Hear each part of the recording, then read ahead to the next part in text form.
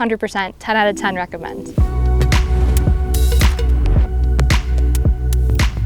We've been working with Philip for the last couple weeks or so. We are in a place as a company that we're very fast growing, and with that type of growth, we're changing. And I think Philip was giving us really a roadmap of how to navigate a lot of that, especially with the 4 archetypes and the hero's journey of how we're going to eventually get through the really tough stuff and take on new challenges and move through it to be successful.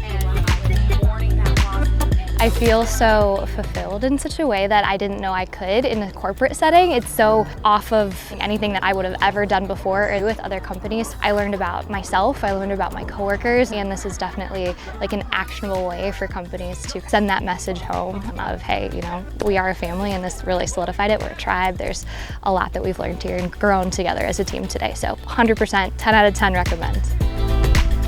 You know, we got to take all of the learnings and then go and meet with the wolves, and you get to see how they're interacting the way that Philip is describing our team is interacting, whether it's healthy conflict or who is the alpha and who is the nurturer, etc.